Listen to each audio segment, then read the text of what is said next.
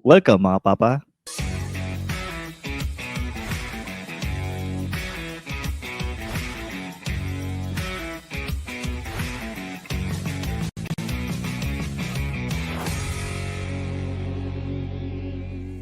Ito po si Ingo at kasama pa rin natin si Tristan Ting. Yan, kamusta mga papa?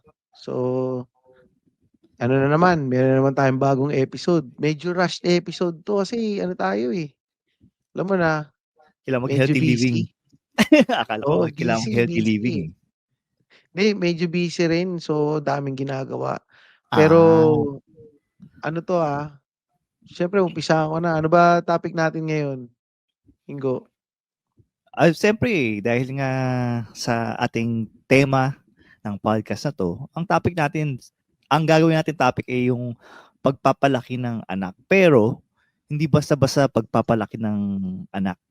Ito yung pagpapalaki ng anak na pipiliin mo kung kaligayahan o katatagan. Resilience, kaligayahan o Resilience na lang, Ingo.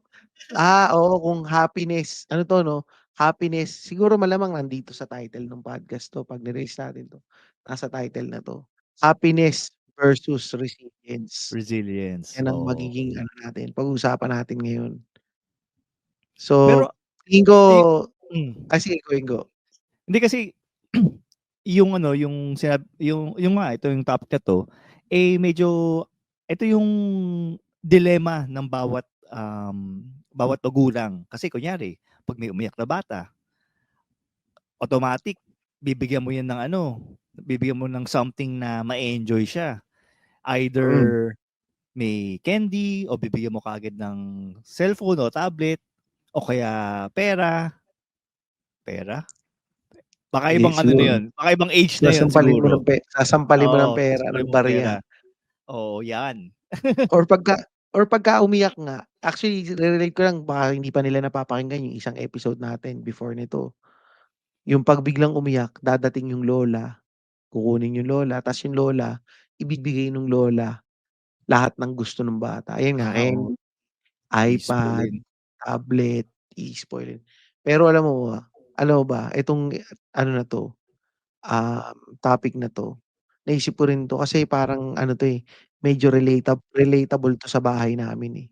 Oh, paano? Kasi sa'kin lagi ko naman kasing laging iniisip, gusto ko lang naman masaya yung anak ko, eh. Gusto ko Oo, lang oo. naman bigyan sila ng comfortable na buhay, eh. Dahil Mm. gusto kong iparanas sa kanila yung mga bagay na na hindi ko na-experience nung bata pa ako. Kaya nga Oo. nung naisip ko 'tong happiness versus resilience, medyo nag-flashback sa'kin lahat ng mga pagpapalaki ko sa anak ko. Ano rin, guilty nga kasi ako diyan sa sa sinabi mo na yung Mm. konting iyak lang automatic bigyan mo ng tablet, Oo. kung iyak lang bigyan mo ng ganito. Hmm. Kasi kunyari ito, um, hindi ko ma-explain ng mabuti pero yung kunyari ito si Rocco Oo. kunyari si Rocco umiiyak na o ayan na-bad trip siya sa school, uwi siya. Dati ganito yan, sabi niya sa school kasi ito na naman may mga nang-aaway sa'kin sa school ganyan, ganyan. Ano, matic sasabihin ko kaagad, "So Rocco, how much Robux do you want?" Para ma-chill siya, Binabayaran 'di mo ba? yung kanyang kasayahan, tama ba? Tapos nangyari diyan, parang medyo nasanay na siya na tuwing kunyari bigla siyang 'pag bad mood na siya, Hmm. ta's tatanungin ko, "Oh, so ano nangyari? Ano bang puwede nating gawin para hindi ka na bad mood?" Oo. "I want Robux." So umaabot sa point na nagbabad trip-bad-tripan na lang siya. Manipulate ka na. Oo, naisip ko, "Tang-ina mo, gago ka, ah." So parang gano'n yung umabot minsan sa gano'n na point na Oo. parang, okey tangina akala mo naano mo ako, Ayun, Maisa mo ako, oo, oo. So naano na rin ako na parang tangina mali, mali. Na konting kibo tuloy parang, kailangan meron akong ganito. Malungkot ako, eh. So, parang gano'n yung naging programming sa kanya? Oo, oo. Na parang naisip ko tuloy, Putya, ano ba 'to, nagpapalaki ko ng sad boy? Oh, okey.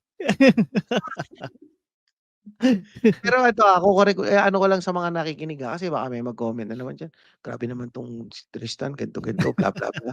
Sad Ang boy ano ko ka. lang oo, sad boy kaagad. Hindi, ang ano ko lang, ito yung dati, nung hindi na 'to nangyayari ngayon, parang Hmm, more on, hindsight na 'to, na hmm, ng pagka nakita ko malungkot, papalaruin ko na lang ng Roblox. Tsaka yung sabi mo bibigyan na lang ng tablet, gano'n din ako oo. dati, bigyan ko na ng tablet. Hmm, hmm, Eh, 'di ba nga ma-gadget nga ako, so oo. bibigyan ko ng tablet o kaya minsan papalaruin mo na yung laptop para tumigil na 'yan, parang gano'n na. So, tsaka 'yan papa-Roblox ko, only Roblox dito sa bahay dati, walang Saya. limit. Tangina saya dito, open time dito sa bahay namin, yung pag-i-internet mo tsaka pag-i-YouTube. Open time para masaya lang Mag kayo.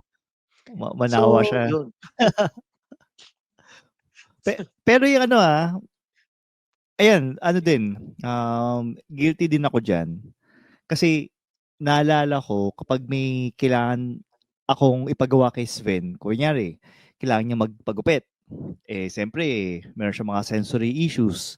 So, sabi ko sa kanya na parang i-ano, i-pre-prep ko na siya. Kumbaga isa-psych ko na siya na, "Oh, papagupit tayo, pagkatapos niyan pupunta tayo sa mall, bibilhan kita ng kung ano yung basta meron siyang gustong toy."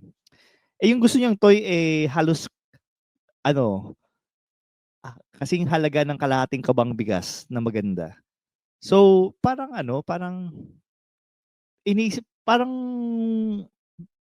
everytime na nagpupunta kami dun, siyempre yung oras mo pupunta sa mall, yung gas, yung toll, yung expense, whatever. Parang ano, parang hindi siya sustainable on my end. Na parang hindi naman yata pupuwede na ano, ayun nga na masanay siya kasi nasanay siya Bad yun. trip ka lang kailangan magmo-mall na tayo, 'di ba? Oo, parang sa'yo din Tristan na meron siyang ano, tapos in-advice-an ako nung kaibigan ko na, baka naman puwede mo siyang ano, baka puwedeng imbes na mall, yung mga simpleng bagay lang. So, pinalit ko yung mall, tsaka yung laruan niya na halos isang kabang bigas ang presyo, sa isang large fries sa McDonald's. Ayun, masaya pa rin naman siya. Masaya pa rin siya, oo. Oo, ayun. So, gano'n na lang siya. Ay, Nakatipid pa ako ang ng hirap oras. i-balanse kasi, ang hirap Oo, i-balanse lalo na ang sa'tin hirap. kasi, tayo lumaki tayo na 'pag nag-inarte tayo, tangina Oo, bugbog, sampalin ka ng oo. nanay mo, kutusan ka Bibitchisan ng ka ng tatay mo. Hindi oo. puwedeng mag-inarte ka na parang nag-iinarte ka, "Wala tayong pera." Hindi puwede 'yan. Lungkot-lungkutan Mm, ka, hindi puwede 'yan. Kung ano yung nandiyan, 'yan yung kainin mo. Sa'tin ngayon, sa panahon ngayon, yung mga bata din kasi, well, hindi yung mga bata yung sisisihin dito, eh. Tayo mismo rin yung nagtuturo dun sa mga bata na oo, pagma-manipulate ng ano, dahil sa pagmamahal natin sa kanila, eh. And sino ba naman yung may ayaw na ibigay yung best sa anak nila, 'di ba? oo. So, ako sa totoo lang, 'yan yung talagang struggle ko, eh. Kasi ano ako, eh, spoiler talaga ako by nature Hmm, na kumbaga pagka kung kaya naman, eh, bakit naman hindi? Parang kunyari oo, yun, yung sabi mo gusto ni Sven ng ano, ng laruan oo. na ang halaga ano, kalahating kabang bigas. Kung Oo, ako kalahati yun, nasa utak ko yun, ano, eh, kalahati. Eh, kung ako si Ingo, tapos sabi ko, "Yan lang?" Eh, kaya ko ngang magbayad ng monthly ng Raptor, eh, sa sweldo ko, eh, ta's marami pang Oo, matitira sa'kin, eh. oo. So, bibilhin ko na 'yan. Pero ako may gano'n akong mentality, na parang naisip ko, "Eh, magkano lang naman 'yan?" Tapos Hmm, bibigay ko na kaagad. oo. And ang na-realize ko dito, ano, yung mga bata, parang lalaki silang tinatawag ko ngang mga bugok. Oo. Na parang konting ano lang, konting, inconvenience, naba-bad trip na sila. Mga lumalaking nana. Oo, yun mga lumalaking na mga nagiging pigsta, Oo. konting kibot yung tulad ng kunyari ito, siyempre yung mga anak ko nasanay na nung dito sa Australia maluwag, walang Hmm, traffic masyado. 'Pag oo. na-traffic ng konti ta's matagal, sabihin, "Ano ba 'yan ang traffic, ang tagal-tagal naman dito, ganito, ganito." Nag-aano na sila, Na naging parang agit na sila. Na-agitate na sila na parang konting inconvenience lang na hindi sila hindi Hindi gumagalaw yung sasakyan. gumagalaw yung sasakyan. Pero yung traffic naman dito, mga tipong meron lang delay na 5 minutes. Oo. Yun na yun parang, "Oh my God, so traffic." Lalo yung bunso ko, "Oh my Oo. God, it's so traffic, blah, blah, blah, blah, blah, blah." Siya Putang ba ina, yung you try, nagda-drive? Siya nagpadala kita sa Pilipinas. So, may ganong ano, and isang ang hirap din kagaya sabi ko, ang hirap ano, eh, ang hirap balansehin ng parenting Oo. kasi yun nga, gusto mo silang i-protect sa mga sa sakit na puwede nilang maramdaman or sa inconvenience na puwede nilang maramdaman and yung reasoning mo sa sarili mo. Eto mga papa tingin ko kayo ito rin reasoning ninyo. Reasoning natin sa sarili natin, "That's why I work hard so I can provide for my family, so I can give my kids the best kung ano yung kaya kong ibigay ng Oo. na paano ko bang sasabihin, so I can give them the best That life I could as possible." oo. Eh, kaso you're giving them the best life. Ang nangyayari tumitira na ano sila, nasa loob sila ng isang bubble, thinking Oo. na they go outside of your house or pagka nandiyan na sila to face the real world, hindi pala gano'n yung mundo dahil wala ka na dun, eh. And yan yung Mm. lagi mong sinasabi, gusto mong i-ready si Sven sa ano, sa mga, um, sa totoong mundo. Oo. So, ako feeling ko sa mga ginagawa ko sa mga anak ko, giving the best lahat para sa kanila ng makakaya ko. Hindi ko sila ginagawang ready sa outside world, eh. Pero mahirap din kasi, parang ano yan, eh, siguro ang analogy diyan, eh, well actually, hindi pala analogy. Um, so may nakasabay ako ng lunch nung Friday. Ano siya, Indian siya. Lumaki siya sa India. Tapos sinasabi niya na yung yung mga napapanood namin sa internet na maduduming street food, totoo 'yan. Hmm. Ngayon, dahil nga madudumi nga yung preparation ng pagkain, naging resilient yung tiyan nila sa dumi. So yung ano, Ah, microbiome ng tiyan nila, hmm, nag-evolve na kaya nilang kumbaga matibay na yung tiyan nila compared matibay sa yung mga sikmura nila. matibay na yung sikmura nila.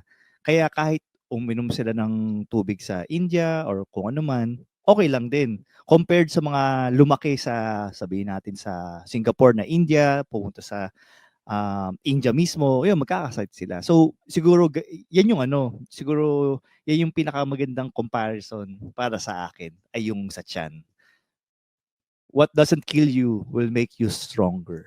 Tama, tama. At in hindsight, naisip ko din bigla, lagi itong sinasabi ng tatay ko sa nanay ko, "Pabayaan mo silang mahirapan, dapat diyan pinapahirapan para matuto."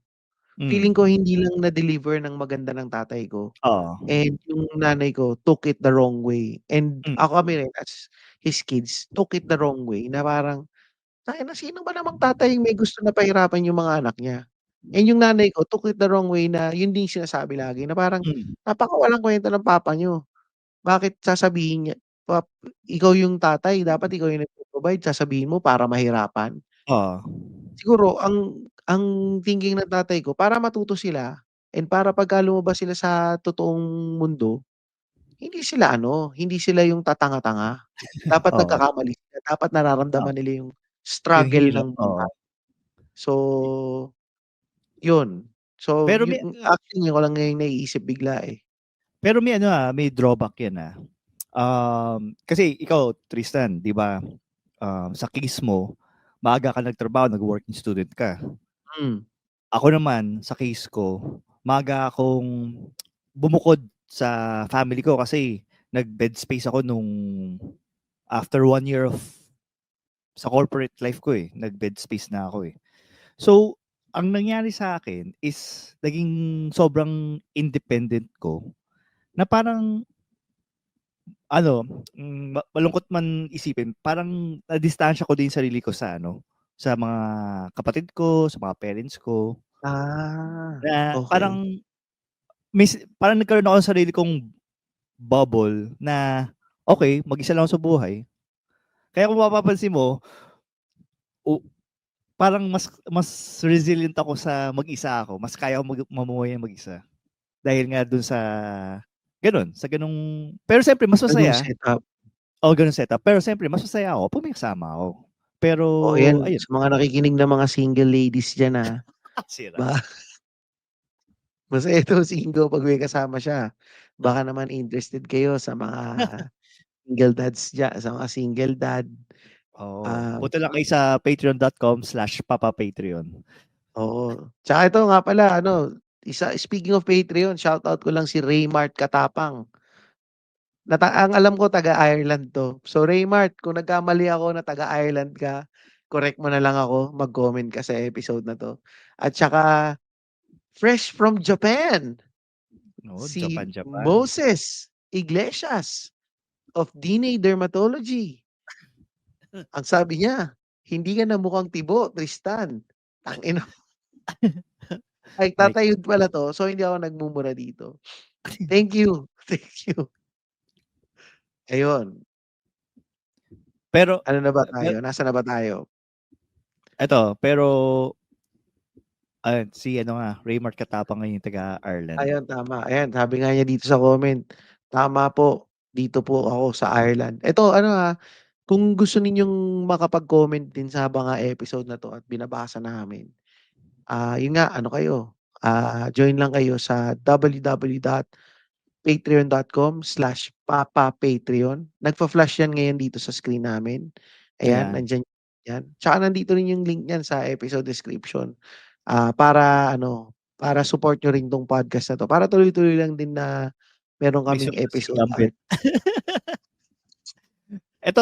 Ito pala, sorry masingit ko lang. Kasi Sige. malamang Tristan, ikaw nagbibisikleta, siguro naman yung mga karamihan ng mga listeners natin nagbibisikleta. May experience niyo ba na 'pag nadadapa kayo or sumisemplang kayo sa bisikleta, ta's may sugat kayo, pinapagalitan kayo ng magulang niyo 'pag gano'n, nasugatan ka? Tapos mula do'n magbi-build ka na ng childhood trauma o baka ako lang 'yun? Yung parang takot kang magkamali Oo, sabihin sa'yo, "Oh, kasi papagalitan ka. sabi ko sa'yo." 'Yun, tapos papaluin yung sugat mo. Ay.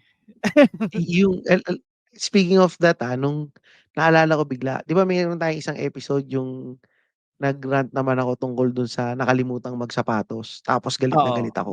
oo, Na yung in reality, nakakatawa naman yun, pumasok ka sa school na hindi ka nakasapatos. oo, Nakakatawa siyang isipin and nakakatawa siyang memory kung bata ka pa and oo. 'pag kunyari matanda na ako, matanda na si Rocco, kukuwento ko sa kanya, tatawanan na lang namin yun. So, nangyari ulit yun, Ha? magsisimba naman kami 2 weeks Ah, ago. okey. Sisimba naman kami. So, pinababa ko na sila sa simbahan. Hmm, Tapos sabi ko kay Rocco, "Sige Rocco, samahan mo na ako, magpa-park lang tayo, si mama at saka si kuya mo, paunahin mo na." So, nauna na. Ta's nagpa-park na ako, pagbaba namin, si Rocco, feeling ko na-trauma siya nung pinagalitan ko siya, na wala oo, siyang sapatos. hmm, Si Rocco, hindi pa ako nagsasalita, umiiyak na siya, oo, iyak na gano'n. Sabi ko, "Oh, what oo, happened?" Yung parang akala mo yung naipit yung kamay sa pinto oo, or what, oo, naiyak. Sabi ko, "What happened?" Sabi niya, "I forgot my shoes again, tatay. oo. Please don't shout at me." Naawa ako and at the Tangina, same time, na-trauma na-guilty tayo, ako. Ayun, Tristan, sabi ko hayop. sabi ko, "Shit, tangina talagang mali yung ginawa ko talaga." Na-trauma siya as in umiiyak talaga Na-trauma siya. Sabi ko, "No, no, no, it's fine, it's fine." Parang ano ko, sabi ko, "I'm I'll not just gonna get carry mad. you. Already Binuhat mo said na lang siya, sorry, 'di ba?" Ano, 'no? binuhat mo na lang siya, papuntang Hindi, simbahan. umuwi kami. Malapit Sabi lang ko, pala, "Let's go okey. home. Let's go home. Oo, Let's grab your shoes." hmm, Ta's hindi na ako nagalit. oo, Kasi hindi na ako nagalit, maya-maya nag-calm down na siya.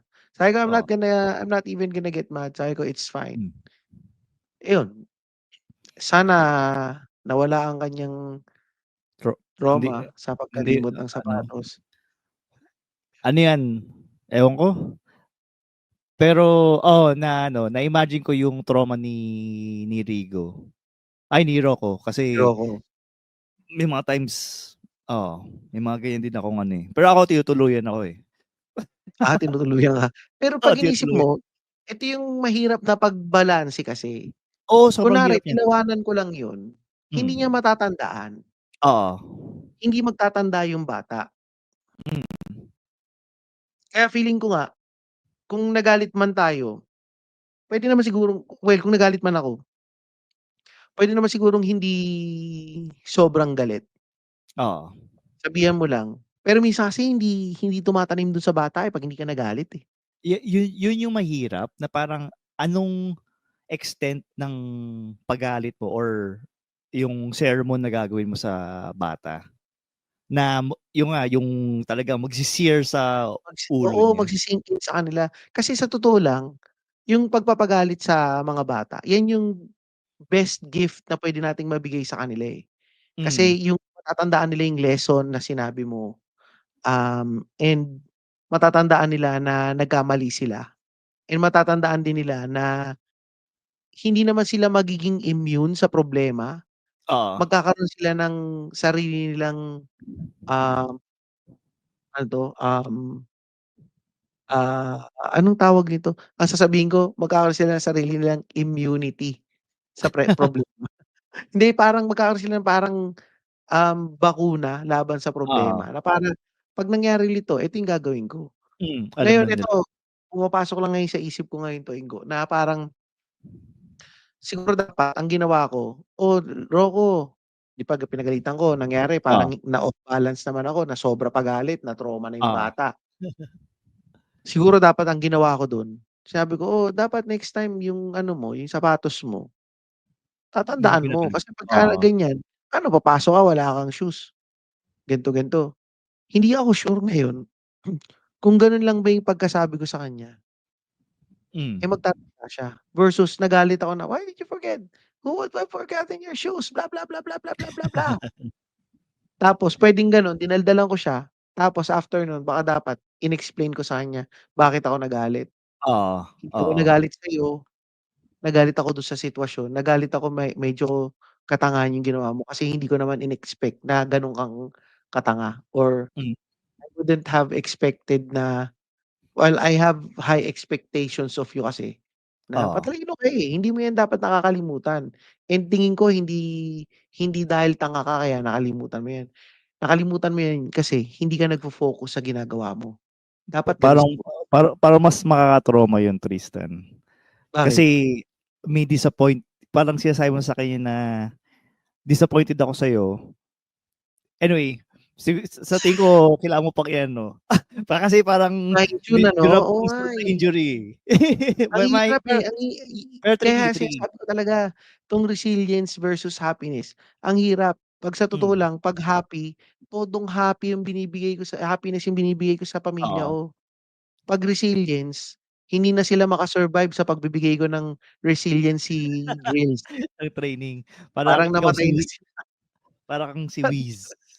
Parang sobrang injured talaga kaagad sila. So, eto sa mga nakikinig baka meron kayong maisa-suggest sa'kin para Hmm. ano, kung Better papaano ko way. ituturo ang Oo. resilience Be sa mga anak ko Oo. na hindi sila todong nai-injured at nато-trauma. Oo. Tsaka ano yun, malamang ako kailangan ko din 'yan, malamang din yung mga ibang listeners din natin, kailangan din nila ng way na not so traumatizing, at the same time ma-understand ng mga anak nila kung bakit sila pinapagalitan, ano yung kailangan nilang gawin. Pero ayun, isang malaking challenge talaga 'yan.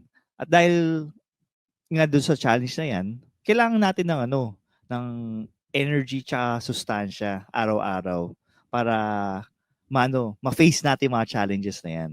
Kaya salamat sa Origins MNL sa napakasarap na kape na Anong pampagising energy bang binibigay ng Origins MNL? caffeine, caffeine energy. Caffeine, oo. Okey, Oo, caffeine, oo nga, tama, oo. tama, oo. Meron diyan sa Shopee tsaka Lazada, order lang kayo. Oh, tsaka hindi magpapa-discount yan si Vince ng The Broden Podcast, The Coffee Celebrity. Oo, So, message niyo may lang. discount yan. Message niyo lang siya, ang ano niya, ang Instagram niya is VAQ Santos sa Instagram. Message yan. Oo. Origins MNL. Yan yung nagsusupply ng ₱15,000 per kilo na coffee beans. Mas mahal pa Para sa malaman natin mga ang lasa niya. illegal na droga. Oo, tama. Hindi ko alam kung ano kasi hindi ako nagda-drugs, eh. Hindi ko alam yung presyo. Pero yun, tapos siyempre, 'pag para sa ating mga tatay diyan na mga busy, meron ta's gusto niyong mag-diet, meron tayong isa pang kaibigan, yung Ketorific PH.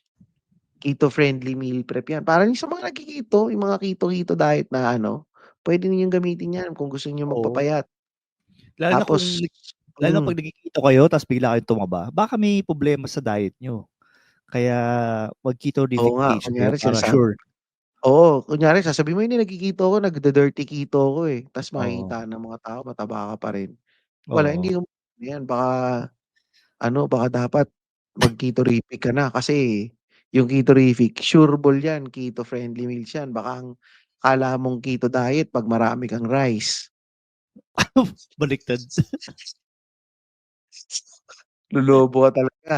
Eh, kung nag-Ketorific PH ka, malamang yan, alam ko may mga nutritionist pang nagche-check diyan nutritionist yata si Ketorific PH, 'di ba? Oo. Alam nila yung niyan, eh, alam nila talaga kung ano yung keto diet. So, Oo, tsaka yung macros niyan oo, yung sakto mga yun. macros niyan makikita mo. So, mas madaling mag-track. Mm. Tsaka siyempre dahil nga healthy na tayo inside dahil nga sa Ketorific, dapat glowing din tayo outside. Kaya dapat hindi natin puwedeng pabayaan ang skincare natin, mga papa. Dahil siyempre gusto nating maging looking fresh lagi, punta lang tayo sa DNA Dermatology para sa aming healthy glowing skin kahit stress kami sa parenting. Oo, para at least hindi ka naha-haggard. Kasi 'pag Mm, naha-haggard ka, madalas hindi lumalabas yan sa skin mo. Kung oo. magpa-DNA ka, yung yan, yung mga RF needling, ganyan, yung Mm. mga IPL laser, ginagawa nila yan para mawala yung mga peklat mo or yung mga pores mo. Ayan, tingnan mo, O kaya nga, linis. Walang kinis, filter yan, Oo nga Linggo, 'no, kita mo walang filter yan. parang pantay na yung complexion mo, Tristan, ah. Pantay na kulay niya, Linggo, ayan sa mga Oh, nakikita walang filter 'to. panga na lang kulang, ah. Kailangan ko talaga magpapanga na bilog pa rin, eh. So, 'Di bale, darating ka din diyan. darating din tayo diyan, magpapapanga ako kay Doc Diney tsaka kay Mo. Ayun, 'yan. So, salamat sa aming mga kaibigan na nagsusuporta lagi dito. Pero ayun, balik tayo dito sa topic. Mm. Papaano nga ba paano ba natin matuturuan yung mga anak natin ng pagiging resilient na hindi naman tayo magmumukhang kontrabida? Actually, gustong-gusto kong sabihin na, simple lang 'yan pre, kaso hindi talaga kasi Kasi nahirapan ako, eh. kasinungalingan ba? Kasinungalingan! Oo, pero ito, naisip ko, siguro mga dapat tinatanggap din natin yung feelings nung mga bata. Kasi 'pag Hmm, kunyari nasira yung laruan nila or parang sa case ni Rocco, naiwanan niya yung sapatos niya, papasok oo, siya sa school, alam naman niya yung feelings niya nun na parang, "Tangina ang tanga-tanga ko tatay, oo, ba't ko naiwanan yung sapatos ko?" Siguro dapat baka dapat mali yung sinabi ko nga kanina 'di ba na tina-try kong i-dialogue sa'yo yung dapat na sinabi ko kay Rocco. oo, Tingin ko dapat ang sinasabi ko diyan siguro, speaking of dapat ina-acknowledge mo yung naramdaman nila. hmm, Dapat siguro mas magandang sinabi ko, "Oh, you forgot your shoes. Oh, that must have sucked." oo, Kasi parang if it was myself, parang sabi ko, "If it was me, I'd oo, feel." may sympathy So, kumbaga. oo, dapat may empathy and sympathy Mm, siguro. Siguro yun yung kulang ako tingin ko yun yung kulang sa'kin, hindi kasi ang nangyari nun inunahan ko ng galit, na parang, "Tanga-tanga mo." hmm, Alam na nung bata, alam na niya na nagkamali siya, and tingin ko sumisigaw din diyan sa'kin yung yung trauma ko, past trauma ko growing up na hmm, bawal magkamali. Kasi oo, nangyayari pa rin sa'kin yan sa work, 'Pag hmm, nasabihan ako na may mali ako sa work ko, matindi yung ano ko, matindi yung disappointment ko lagi. And Oo. lagi sinasabi ng mga kaopisina ko na parang, "Tristan, you're so hard on yourself. Puwede Hmm. ka naman magkamali, eh. Oo. Palagi kang ano, eh, palagi mong sinisisi yung sarili mo, palaging feeling mo wala kang kuwenta 'pag nagkamali ka." Mm. Recently lang 'to nangyari, medyo nagkaroon ako ng konting meltdown sa office. Naiyak pa nga ako nung kausap ko yung teammate ko, kasi nga Ah, talaga? parang feeling ko ang dami kong mali. Hmm. Feeling ko hindi ako nagpe-perform as kung ano yung gusto kong level, Oo. na parang ta's sinabi nung ka-teammate ko, "Do you remember who else had the same boo-boo going to school, who forgot his shoes? Sinabi niya? Hard on himself too. And Oo. if ano, if you if you drop down na parang hindi naman kami nagda-drop down ng matindi sa'yo, eh. Hindi Oo. we're not even saying anything." Hmm. Kasi yung mali ko lang talaga nun, pumasok ako sa meeting, wala akong alam dun sa meeting, di ko binasa yung email. Nung tinanong Ah, ako, iba-iba yung sinabi ko. okey. Tapos parang sobrang disappointed ako sa sarili ko na parang, Mm. isang linggo yun dinadala ko lang, tapos nung kausap ko yung team sabi ko parang, "Pangit sa pakiramdam, ganito, ganito, ganito, Oo. ganito." Ta's yun nga, nakwento ko rin dun sa ka-teammate ko yun na naiwan nung anak ko yung Oo. sapatos niya. Sabi niya, may kilala rin ako ganyan din. Ang nagawa naman niya ano, naiwanan niya yung sapatos niya nung papasok siya sa school, and Hmm. his dad was so hard on him, Oo. and maybe he might grow up like you now, that being too hard on yourself, not not even, putting some, ano 'to, hindi ka man lang nagbibigay ng allowance para sa pagkakamali mo, Hmm. kasi masyado kang perfect, feeling mo lagi hindi ka nagkakamali. Hmm. So, pagka ganyan ka, and sabi niya, "Now I get it, why were you so hard on your child?" Kasi ganyan Ah. yun, whenever you made a mistake, you're also too hard on yourself.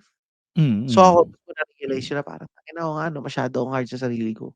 Ini-expect ko tuloy yung mga anak ko dapat ano din, o hindi nagkakamali. Sabi niya, "It's just a meeting. It doesn't Hmm. define your career, it doesn't define you." Parang ako, oo nga 'no, okey, okey na ako. So so after nun nga, 'pag may mga ginagawang katangahan yung mga anak ko, alam ko naman nafi-feel bad sila, eh. Hindi ko na Oo. kailangan dagdagan yung pagka-feel bad nila. Oo. Kailangan ko na lang maintindihan na, "Oo, nakakalungkot nga 'yan anak. Puwede naman 'yan siguro gawin natin ganito next time." Hmm. Siguro gano'n na lang. Kasi sila mismo na rin yung magtuturo sa sarili nila 'yan, eh. Kailangan lang nating i-acknowledge na, "Ito yung nararamdaman mo anak, tama yung Hmm. nararamdaman mo.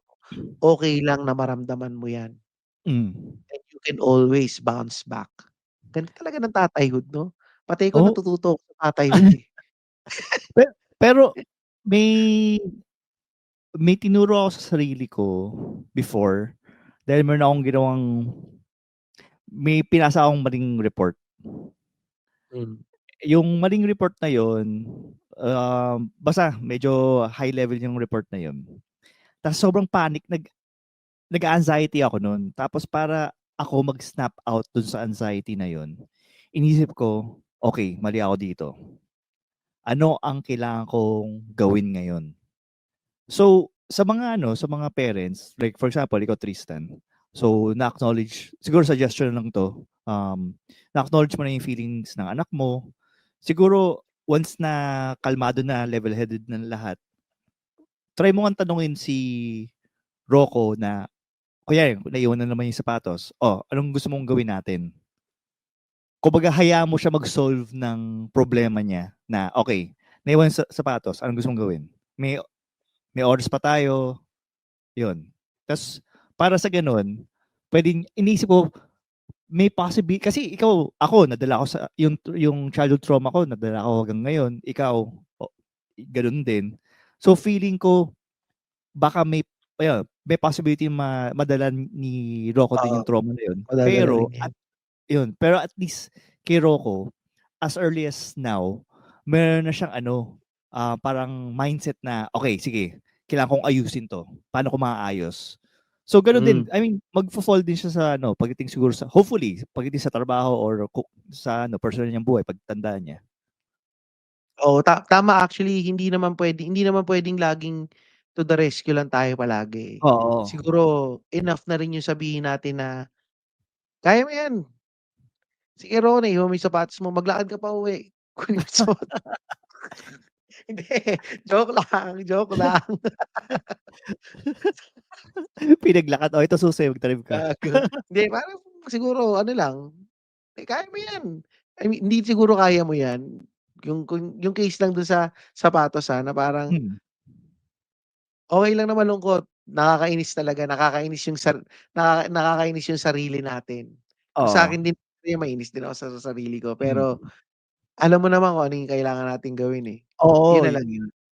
Hindi mo oo. kailangang mag-ponder dun sa nagawa mo na. Nagawa na, Don't oo. cry over spilled milk, 'di ba? Yes. Parang or the ship has sailed, so ano ng gagawin mo, 'di ba? You don't have to hope for that ship to come back.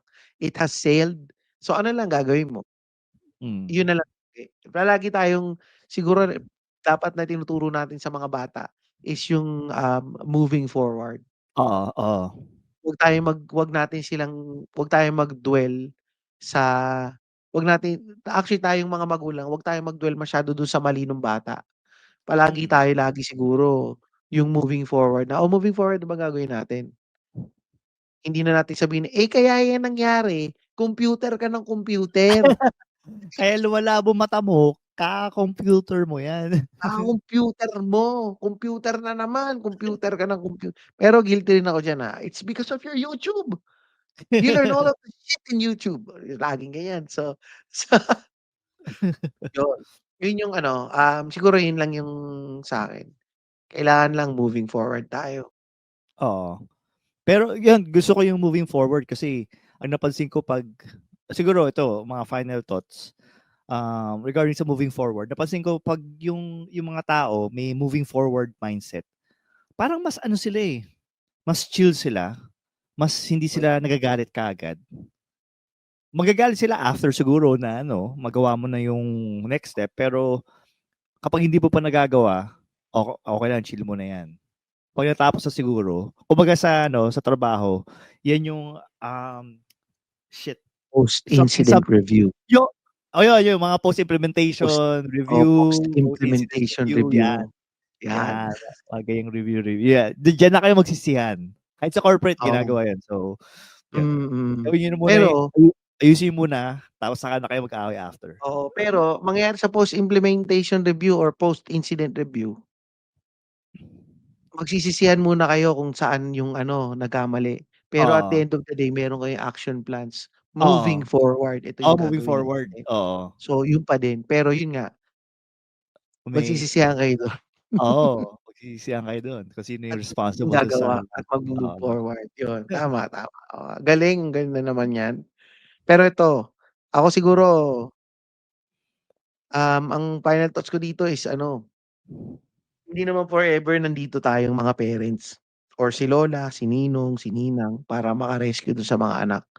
So, ito kagaya ng sinabi ko kanina, pinakamaganda pa rin talagang regalong maibibigay natin sa mga anak natin is hindi lang yung education, it's more on yung maging resilient sila na tumayo sa sarili nilang mga paa.